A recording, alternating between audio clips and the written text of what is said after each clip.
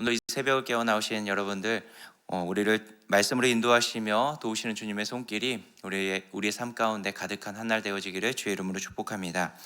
우리가 27장 말씀을 같이 함께 살펴봤던 것처럼 예레미야가 지금 하나님의 말씀대로 목에 몽에와 줄을 매고 왕궁과 그 왕의 사신들 앞에 나아가서 하나님의 말씀을 전했죠. 그 말씀은 이 바벨론 왕을 섬기라라는 것이었습니다. 그렇지 않으면 칼과 기근과 전염병이 지금 이 유다 땅에 임하여져서 오히려 하나님의 진노를 밟게 될 것이다 라고 하는 것을 외치게 됩니다. 하지만 이 외침은 왕이나 이 이야기를 듣고 있었던 모든 사람들에게 사실은 불편한 이야기입니다. 그리고 더 나아가 사실 도무지 이해되어지지 않는 그 하나님의 뜻이 그들에게 전달되어졌던 것이죠. 왜 그런가요?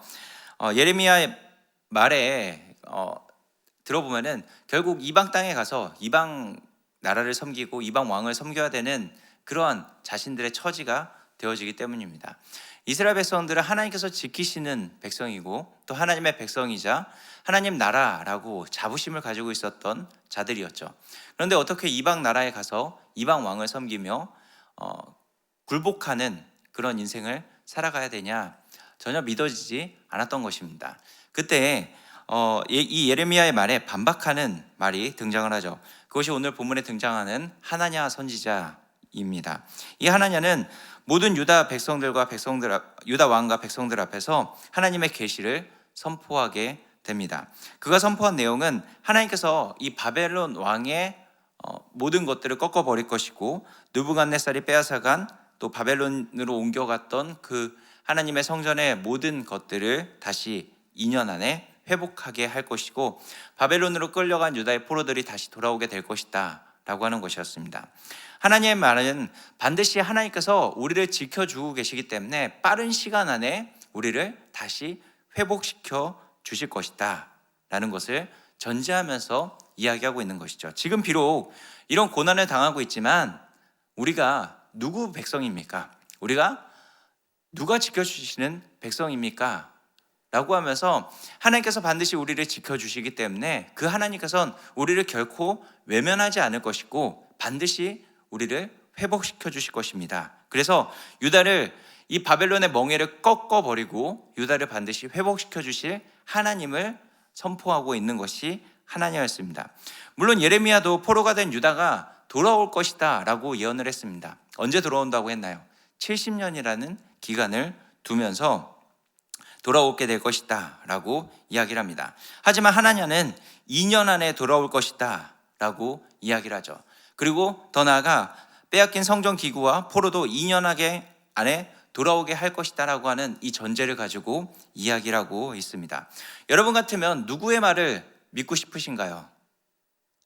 아마 우리는 이미 하나냐가 거짓 선지자고 예레미야가 참 선지자라는 것을 너무나도 잘 알고 있기 때문에 당연히 예레미야의 말을 들을 것이다 라고 생각을 하겠지만 사실은 인간은 자신에게 좋은 이야기 또 자기 편에서 훨씬 더 듣기 좋은 이야기를 선택하고 싶어 하는 것이 인간의 속성입니다.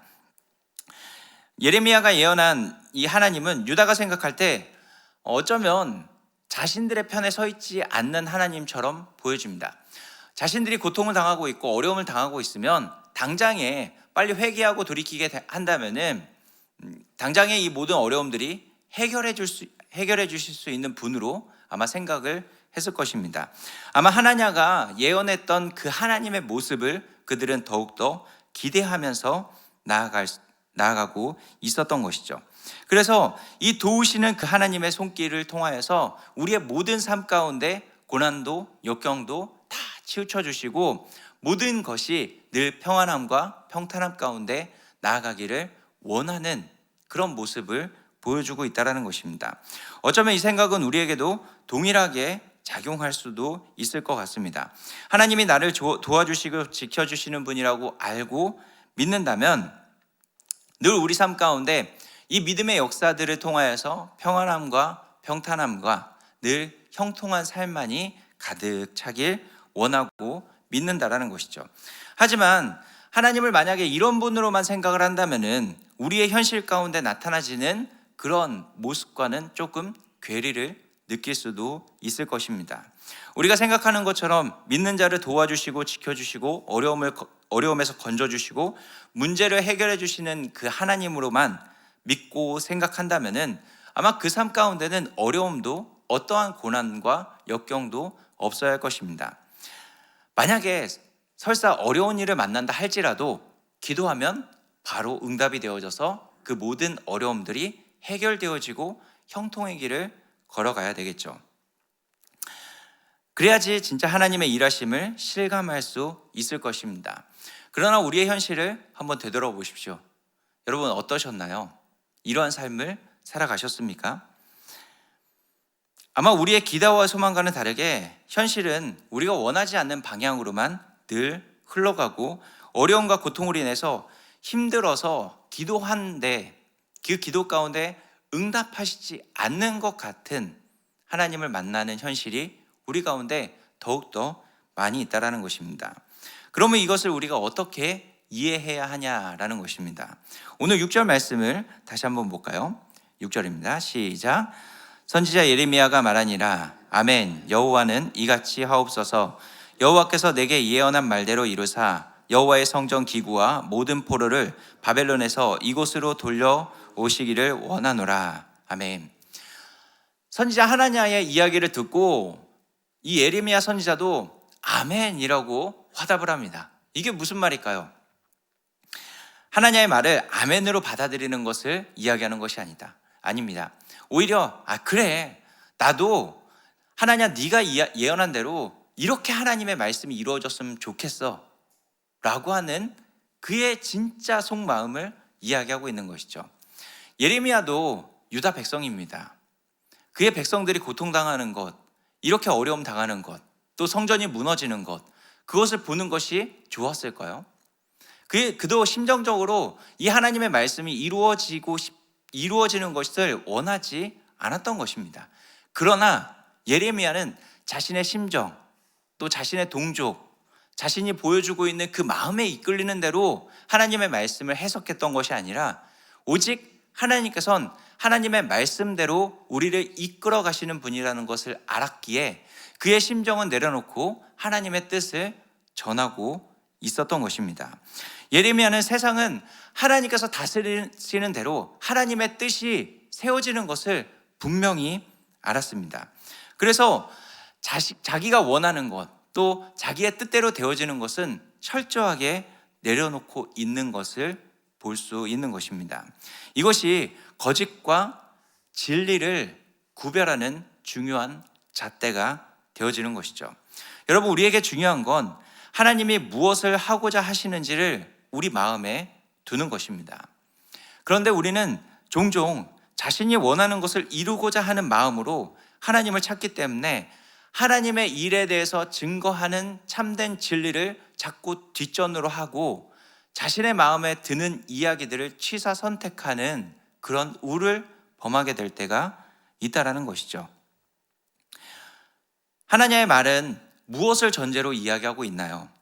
결국 우리는 조상 때부터 하나님을 섬겨왔고 하나님의 백성이기 때문에 하나님께서 반드시 우리를 지켜주실 것이다 라고 하는 자기 자신에 대한 확신과 자기 자신이 하나님을 어떻게 믿어왔는지에 대한 자기의 그 노력, 힘씀, 애씀에 대해서 기초하면서 이야기하고 있습니다. 하나님에 대한 이야기라지만 하나님의 뜻에 대해서는 전혀 관심이 없는 모습을 보여주고 있는 것이죠. 그러나 예레미야는 단호하게 너희는 망한다 라고 이야기하고 있습니다.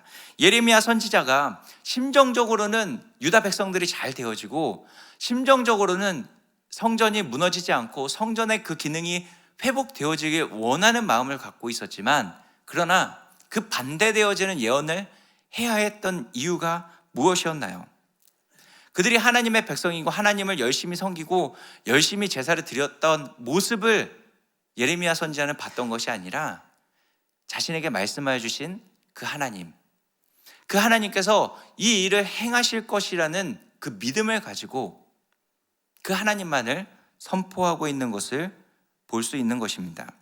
여러분, 하나님의 백성은 하나님의 약속으로 하나님의 뜻대로 되어진다라는 것을 우리는 기억해야 됩니다. 이것을 우리는 잃어버릴 때 진리를 떠나고 거짓 가운데 설 수 있는 그런 모습을 보일 수 있다는 것이죠. 이것을 안다면 우리는 우리 자신을 내어놓는 자리로 가는 것이 아니라 우리에게 믿음을 허락하여 주신 하나님을 더욱더 갈구하며 나아가는 것이죠. 하나님께서 우리에게 믿음을 허락하여 주셨기 때문에 우리가 믿음의 역사를 경험하고 믿음의 행위들을 해나갈 수 있다는 것을 우리는 늘 기억해야 되는 것입니다. 그런데 우리는 종종 내가 이러한 믿음을 행했고 내가 이러한 역사를 했고 내가 하나님 앞에서 이러한 모습을 보이고 있지 않습니까? 라고 하면서 나를 기초한 그러한 모습으로 하나님 앞에 나아가려고 하고 있다는 것입니다. 이것이 바로 하나냐의 거짓 예언의 모습이었던 것입니다.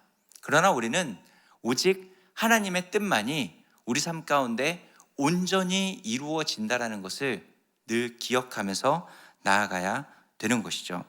우리는 하나님을 나만을 도우시는 분으로 생각하지 않고 하나님은 하나님의 뜻과 계획을 이루어 가시면서 우리를 하나님의 선하심 가운데로 인도하시는 가장 좋은 우리의 아버지라는 것을 기억하면서 그 하나님만을 믿고 따라 나아갈 수 있어야 되는 것입니다.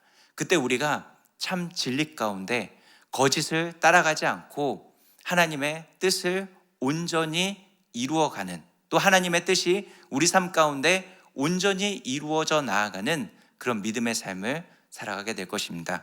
오늘 하루도 이 하나님의 선하심을 기억하면서 하나님의 뜻과 계획하심이 하나님 우리 삶 가운데 온전히 이루어지길 원합니다라고 아멘으로 화답하며 나아가는 그런 믿음의 삶이 우리 가운데 가득하기를 주의 이름으로 축복합니다. 함께 기도하겠습니다.